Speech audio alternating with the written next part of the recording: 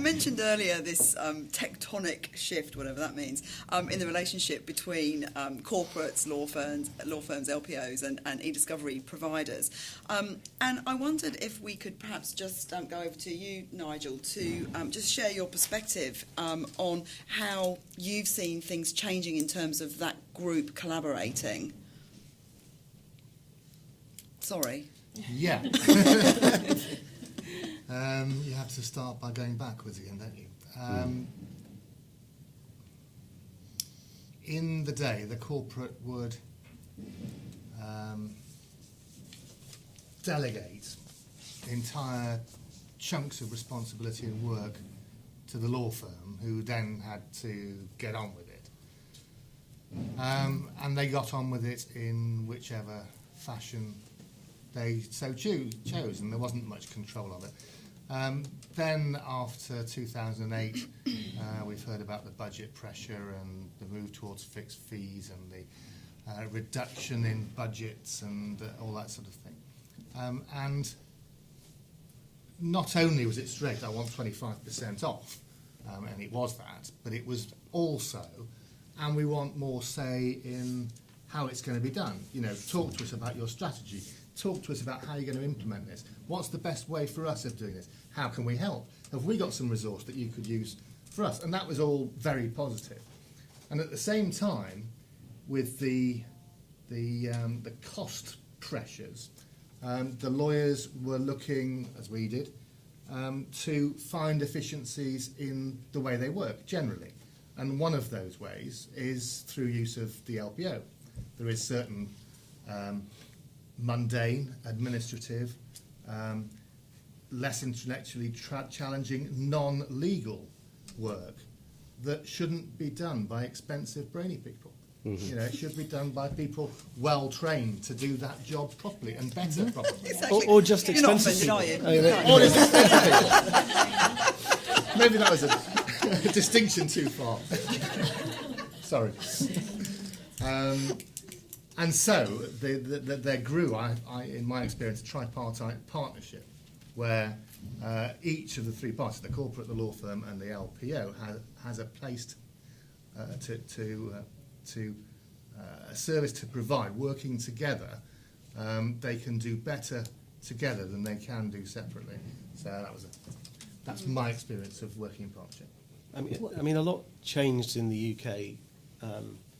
Kind of 08, 09, and actually, you know, Nigel was at the forefront of that in really driving the change with us to set up to establish a sort of an LPO capability.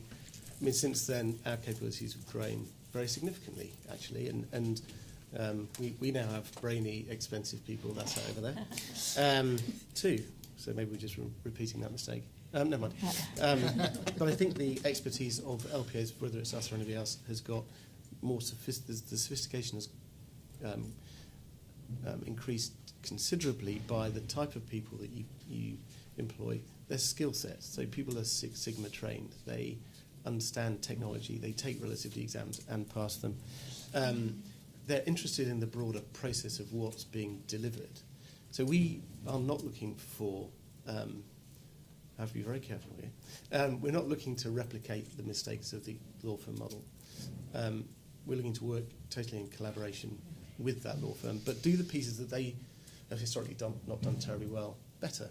So it's no longer about cheaper; it's about better, and that's about deploying technology, knowing how to use it, and adding efficiency to the process. So, I mean, that's the total change even in the last 2 to 3 years.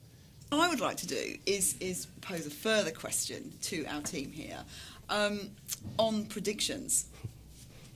What are we predicting over the next 3 to 5 years? How many predictions? This is important. I'm an accountant. I want to know. How about 2 each? Okay.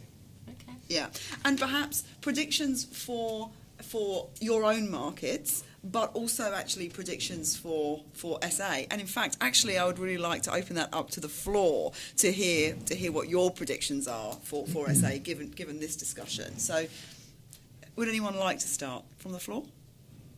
Kim alluded to earlier about where you take ultimately e-disclosure, e-discovery, which is to the electronic trial for those 5% that make it all the way there. And they are happening in the UK now. They're not happening uniformly, but I don't know if you read about the Abramovich-Berezovsky trial last year. That was a big one, the first big, almost total electronic trial. One barrister of great eminence refused to play and had paper all over the courtroom, but everybody else in that trial was on the e-system. It's an e-trial. That will become more the norm. Just commenting on that, I think we're starting to see it in some of the arbitrations already. Okay,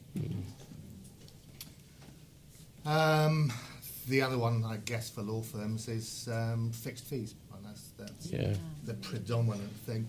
And for those law firms, it means that they have to engage with the alternative ways of working, with the technology, with the process, with working with LPO houses and anybody else that can help them develop efficiently within a fixed budget. So Thanks, that's Nigel. my two. Terry? With 5 years. My biggest prediction is that within 5 years, South Africa will have changed its rules in relation to e-discovery and litigation cases. And I need to tell you, it is one of my personal missions to do anything I possibly can to help to make that change. It is crucial that this happens so that you're more in line with the UK, the US and other parts of the world. There are some phenomenal changes. Your rules don't go anywhere near far enough. And I'm really, really anxious to do all that I personally possibly... I make you a pledge. I'll do anything I can to help to do that. This is being recorded as well. Yeah, well, I really will. I really want that to change. And I predict that that will happen within the next 5 years. If that does happen, I believe it will, then we won't see, as the title of a book written by a very eminent professor in the UK called Professor Richard Susskind, the title of the book is The End of Lawyers, ?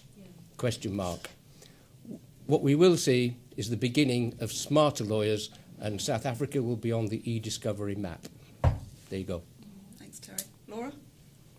I'm going to go to David mentioned the ABA Rule 1.1, competence and technology. I think that in the next 5 years, in order to be competent, lawyers are going to have to balance different disciplines, and you're going to see more and more of the multifaceted LPO teams on a variety of fronts. So, we can just say document review today, where a lot of people are using it, but I think that there's going to be a whole change in the way lawyers practice, so that anything, whether it's transactional, whether it's litigation, is going to have the law firm, the client, and it probably won't be a triangle anymore. I don't know if it'll be an octagon or what it'll be. But that's who you're going to bring to the table in order to deliver your legal services. And I also believe that discovery, despite the volume of data growing, you're going to see that being demanded to be done on a fixed fee basis. Interesting. Thanks, Laura. Dave? I'm slightly disappointed that Laura's been reading my notes, actually. I think there's something that has been slightly overlooked. I think the reason that the law will change is the people who work in the law firms are already changing. Gen Y, Gen Z, whatever. I increasingly don't think they want to work in buildings. And over the next 5 years, if you think that the BlackBerry is mobile technology, it's a long way from where it will be in 5 years' time.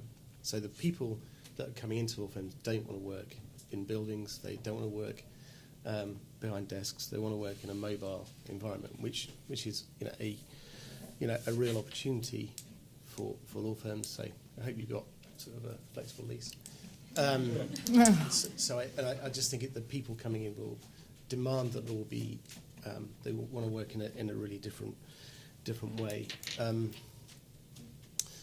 I think what we're seeing is increasing emphasis for the very few, very forward-looking firms to look at pricing strategy. I don't think it's going to be about fixed fees, just about fixed fees. I think various aspects of law will be commoditized and they'll be priced in packages of product, and I think law will become productized in various areas. And I think that will offer the opportunity to law firms to think very flexibly about how they resource it, how they pay the staff that work within them.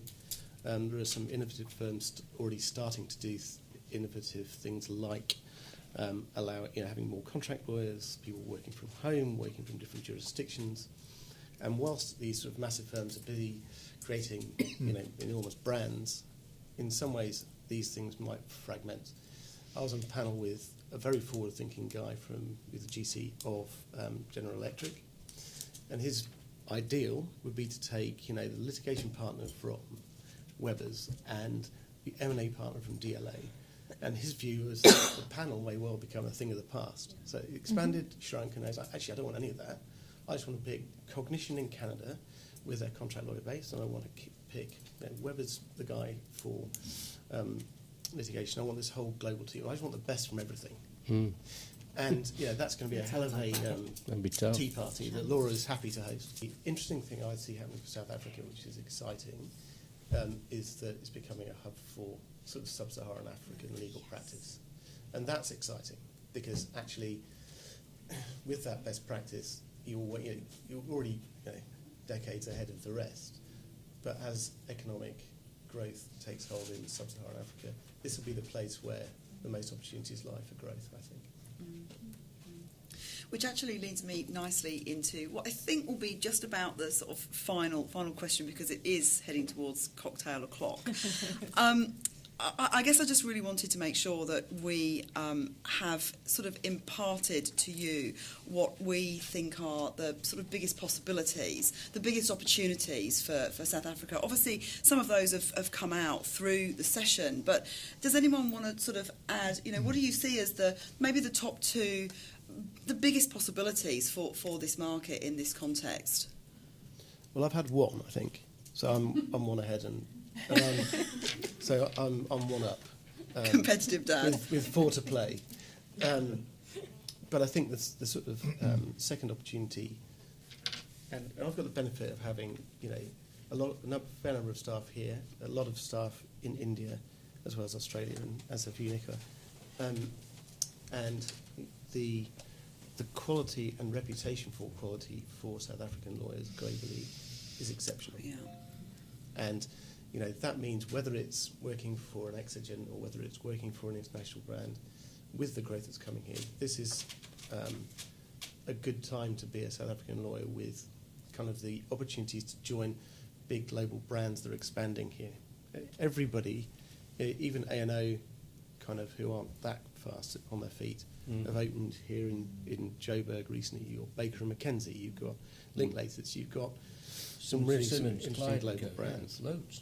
We're working on Morgan Lewis. We're trying. And there'll be Morgan Lewis. So those are my 2.5.